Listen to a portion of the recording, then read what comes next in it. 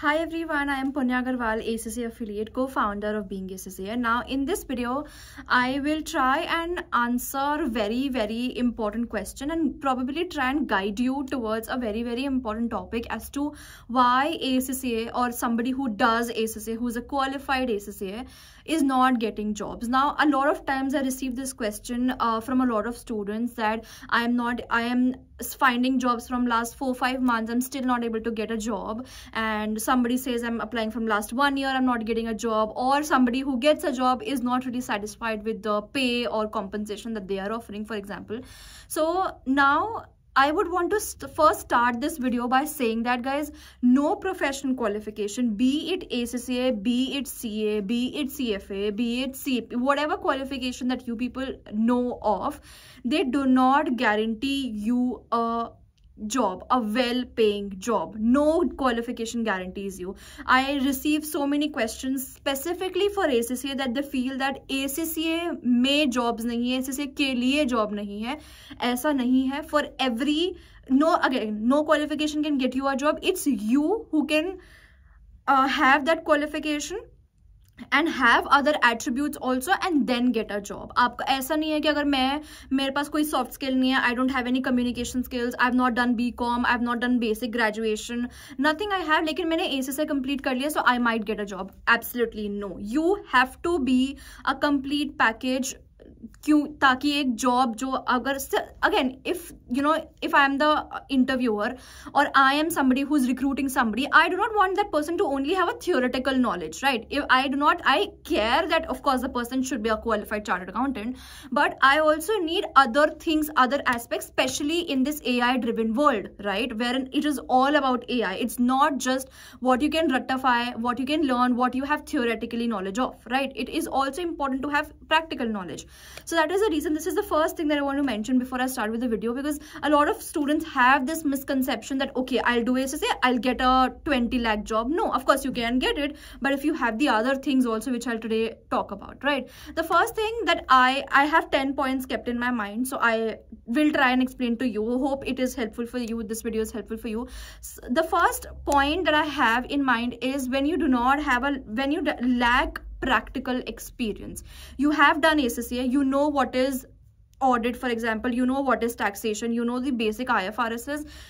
Theoretically, you know what is their meaning, what is the definition, because you've learned them, but actual in practical terms you do not have any practical experience. Now by practical experience, I don't mean that you always need to have an experience, a working experience, but when the interviewer is questioning you and they ask you relevant standards or how to apply, you should know something apart from the conceptual theoretical portions. And how can you be better at that is watching some news channels, reading news, constantly being on news and newspapers, articles, LinkedIn, being active, knowing what is happening around your world and being able to apply those things. So your mind, whenever you're studying also ACCA, if you people are studying right now and you're a student, ACCA student, you should think from a perspective that you do not only have to clear the exam, you have to understand what is performance management, what is hedging, what is budgeting, what is audit, how does all of this works. So it's not just exam giving, it is also for your understanding, right? And the interviewer wants to know that if you know the theory, but more so they will give you practical examples and ask you practical situational questions. So that is the reason it is important that you have practical knowledge also apart from just ratifying whatever is there in the syllabus, right? That's the first thing. Second point I want to mention is in regards to your resume. A lot of people do not have an updated resume or an updated LinkedIn profile, and sometimes the resume does not make any sense. The format is very off, or there is some problem in the resume as to you have not written all of what your qualification is, or you have lied in your resume. So again, resume is the first impression of you in front of somebody who's going to recruit you, right? Similarly with the LinkedIn profile also, if you're going to talk to somebody and they'll ask you in a professional setting, what is your LinkedIn, let's connect, and if your LinkedIn is not updated or you're very informal on the LinkedIn, then it does not create a very good impression. So LinkedIn should only be for professional things. It should not be something which you are doing for casual meme posting or something. It should be very professional, and it should always be updated. Similar to your resume, it should always be updated. We have already made a video for resume masterclass. You can probably watch that. If you people want, we'll also come up with another masterclass for LinkedIn optimization. So that's that. I think that is also very important. Then the third thing that I have is, when you do not when you're applying for a job, you do not apply strategically. Now if I specifically talk about ACCA, now you people know ACCA is a global qualification, right? So if you apply for an Indian firm, let's take the example of Big Fours, right? You have Deloitte, you have EY, you have KPMG, you have PwC. You people know all of these 4 firms also have their international version. So for EY, it is EY GDS and EY India. So there are 2 domains.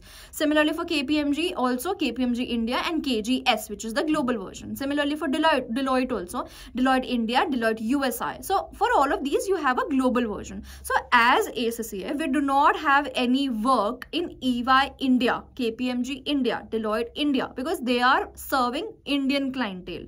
And we are not studying anything for Indian clientele. Are we studying anything about GST? Are we studying anything about income tax? No, right? We are studying about international financial reporting frameworks, or how does the UK tax work, all of these things. So I have seen a lot of people applying for Indian version, and then they get a rejection, and then they come up to me and then they say that they are not recruiting ACCA. Why would they recruit ACCA? They do not need ACCA. They need CS. Your position lies in the global version, wherein they require people who know about the standards, right? So apply in EY GDS. Even I am in EY GDS currently. So EY GDS, KPMG KGS, PwC, BDO, GT, all of these companies hire ACCAs because they have global clientele, right? So that is another thing that you do not apply strategically. If again, for the roles also, I see people applying to multiple different roles. I have seen people applying for managerial roles when they do not even have experience for 1 year, and then they cry that I am not getting the role. Of course you won't be able to get the role. First of all, read the job description very, very carefully, right? So that is again and very, very important area that I genuinely feel a lot of students and affiliates lack. Then the next thing I have is not upskilling or not staying updated with the relevant trends. So nowadays it's all about technology, it is all about AI, it is all about all of these updated news and regulations that you should have, right? So if I am an ACCA affiliate, I just sit and I don't know about what is happening in the world. I don't know what is happening in the accounting world. I know nothing. Why will the employer hire you? Rather than the employer would hire somebody who is very tech freak, who knows everything about AI or probably something about AI, can use AI, wants to learn about AI. Again, upskilling, even as, you know, even if right now I'm very young, right? But even if when we are in our 30s and 40s, upskilling is very, very important in every aspect, right? So that is again, a lot of times I feel that students lack there. They do not upskill themselves regularly.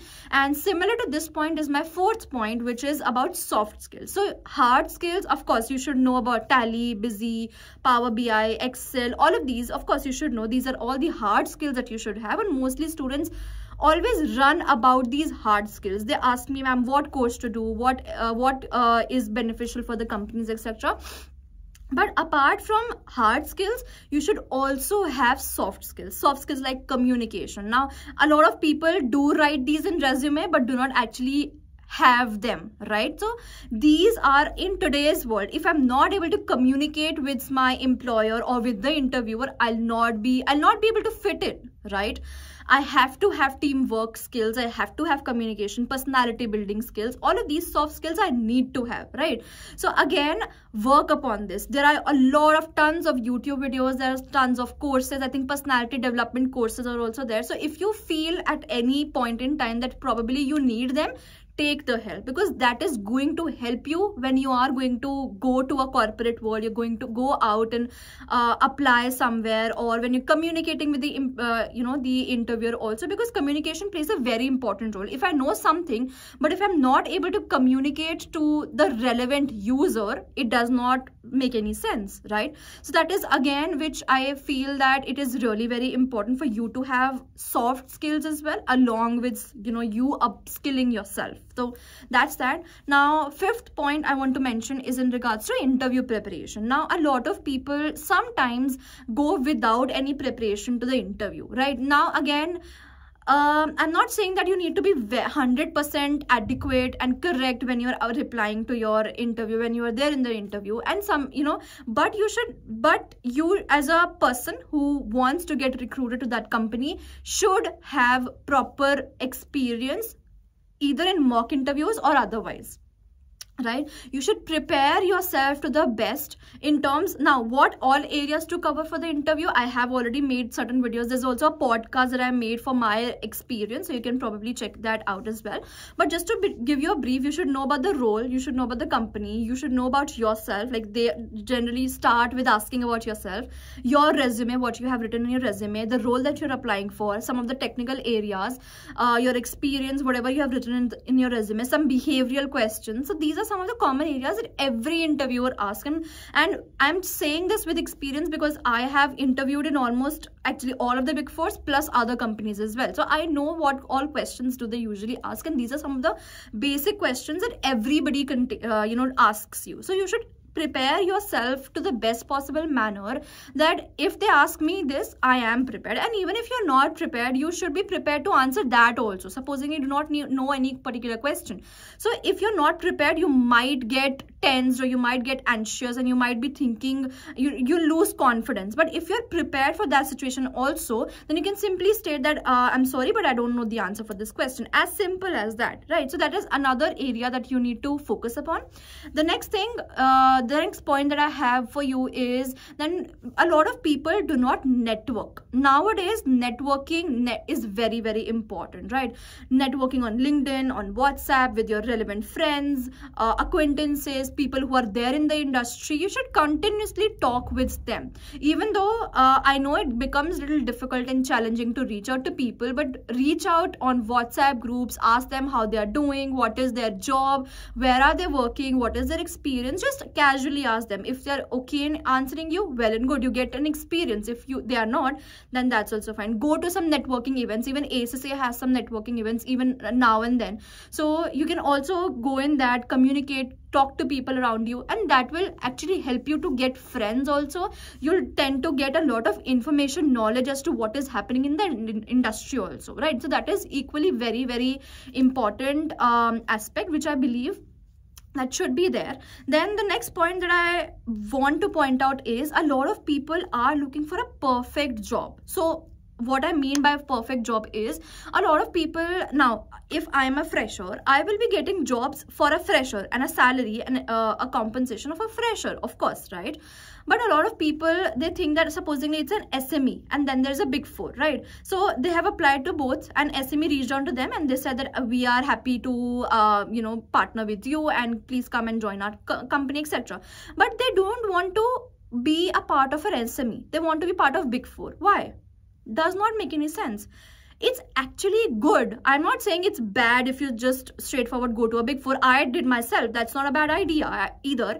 But I believe that whatever opportunity, be it a small opportunity, be it a big opportunity, you should grab without thinking twice, because every experience that you will be gaining in your career is going to help you somewhere or the other. I'll give you a small example over here. So I went, it was a campus placement for me, so I did not had any experience, not of a small company, not of a big company. So I started fresh in big four, right? So I started from the level 1 that we have in the hierarchy. All right. There's another team member in my team only. She actually, after her college, she did not pursue ACCA. I'm just telling you otherwise. She, after college, she worked for 3 to 4 months in a small CA firm, and then she came to our team. So basically 3 to 4 months of experience there, and then she came to us. Now she was not hired at level 1, rather she was hired at level 2, which is usually it will take, for me it will take 1 year to come at level 2, but she's already there because she has that experience of 3 to 4 months. So every experience count, be it a small firm, be it a big four, be it a small medium sized firm, it does not matter. Only the experience, only the compensation, it matters when you are just starting out, because you do not have any expectations. You cannot keep any expectations because they have to teach you everything from scratch. You're a fresher, you just know theories, you do not know anything practical, right? So that is another area that I feel that a lot of people do misinterpret, which you should not. As freshers, we should be open to everything that comes our way, right? So that's another thing. The last point that I want to mention is in regards to that, a lot of people do not have knowledge of local accounting standards or local industry norms, all of these. Basically, for supposingly I am applying in audit and I am applying for a UK based firm, so I should have the normal industry knowledge of those areas wherein I'm applying. If I'm applying in tax, but I don't know what is tax, I'm applying in audit. So if I give you an example, there was when I was applying for some interview, so I was sitting there. It was an off-campus interview and an offline interview. So I was sitting there and there was a person who came up to me, and I was done with my ACCA. I was an ACCA affiliate, and she came up to me, and then we were just talking casually, and she had an audit interview. I also had an audit interview. So basically she asked me, can you please quickly guide me what is audit? I was like, Behan, sorry for my language, but like, I was like, you have your interview in next 2 minutes and you do not know what role are you applying for. You are applying for audit, you want to become an auditor, but you do not know what is audit. How is that possible? You have to have that industry knowledge in what you're applying. Similarly for the others also, for tax, for consulting, you should know basics at least of it. Even if you do not have practical knowledge, basic पता होना चाहिए. Audit क्या होता है, consulting में क्या करते हैं, टैक्स में क्या होता है, गूगल कर लो, बहुत इजीली मिल जाता है, right? So these are some of the areas that I genuinely feel कि अगर इनमें से कुछ भी आपके में, if you are lagging anything out of these, probably some of the points that I mentioned, it becomes difficult to get a job, right? So this was me, and I hope that this video was helpful for you. Do let me know your thoughts in the comments down below, and if you want to see any such videos, you can comment down below that as well, and I'll see you in the next one.